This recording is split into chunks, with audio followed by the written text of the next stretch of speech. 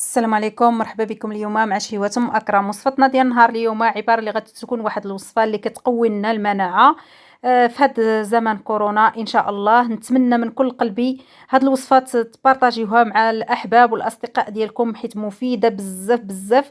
وان شاء الله مع نزلات البرد، كيف ما كنعرفوا في البرد كيجي يعني الرواح، كتجي الكحه، كتجي يعني بزاف الحوايج كيتغيروا في الجسم. وهاد الوصفة فعالة صراحة، وزوينة زوينة بزاف صراحة. وحتى المكونات ديالها موجودة في كل بيت، ودا هو الوقت ديالها. علاش؟ شوف ربي سبحان الله كيدير هاد المكونات حيت كنحتاجوهم في هاد الوقيته ديال البرد. الحامض، المندرين، سكينجبير طري، القرنفل غادي نحتاجو. غادي نقول لكم ان شاء الله المقادير ملي غادي نكون نحضر.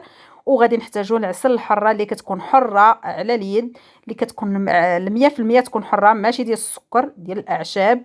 صراحه انا عندي العسل ثقه، كنجيبها من عند عائلتي يعني ثقه.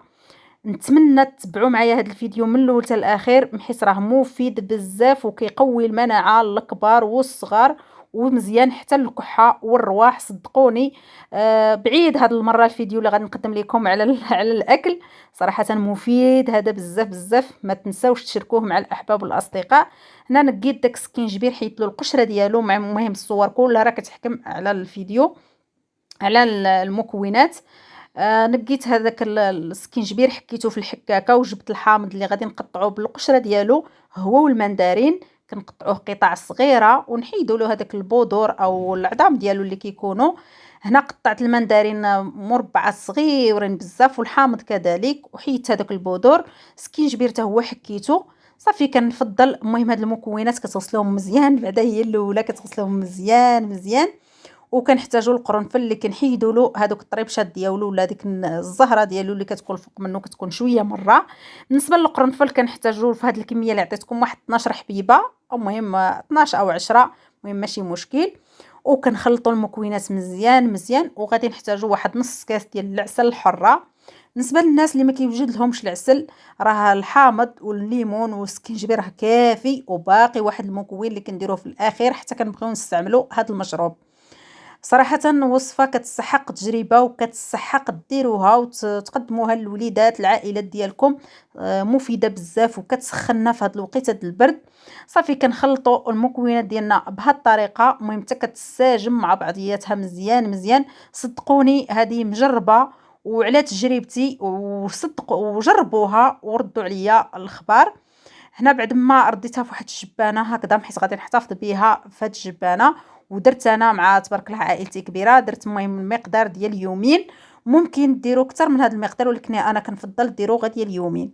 غلقت عليه هكذا بالسلوفان، وكنزيد عاد المغطايه هكذا او المغلقه، وكنحطو واحد الساعتين، ونبدا كنستعمل منه اللي باغيه انا. مثلا انا غادي نستعمل انا والزوج ديالي غنستعمل جوج ديال الكيسان. وغادي نحتاجو الخرقوم، المكون اللي قلت لكم في الاخير غادي نحتاجوه. الخرقوم بحثوا عليها صح يعني اخواتي، وشوفوا شنو هو الدور ديالو في الجسم، راه مزيان بزاف بزاف، كيقوي المناعه. صراحه كاين اللي كيديروا حتى مع القهوه، اللي كيشربوا قهوه معطره كيف ما كنقولوا. وهاد الوصفه غادي نحتاجو منها تقريبا واحد 2 معالق حتى 3 المعالق صغار في الكاس ديال العنبه هكذا. وكنهزو واحد الكميه، وكنكونوا مغليين الماء، وممكن ديروه حتى مع اتاي، صراحه تكونوا معمرين اتاي وبدون سكر بطبيعه الحال. وكتكبوا عليه اتاي. هنا بالنسبه للخرقوم غادي نستعمل نص معلقه في الكاس ونص معلقه في كاس، يعني بالمجموع معلقه صغيره. وكنخويو عليه الماء اللي كيكون طايب يعني غليان. وصافي وكيكون المشروب ديالنا واجد. نتمنى من كل قلبي تجربوا هذه الوصفه وتردوا عليا في التعاليق ديالكم. جربوا وحكموا. وكيف ما قلت لكم الله يشافي كل مريض، والله يهز علينا يا ربي هذا الوباء، ونرجعوا لحياتنا الطبيعيه يا ربي. والله يشافي المرضى ديالنا ان شاء الله يا ربي. نتمنى من كل قلبي تجربوا الوصفه وتبارطاجيوها مع الاحباب والاصدقاء ديالكم، تخليوا لي التعاليق ديالكم ونقدمها لكم بالصحه والراحه ان شاء الله.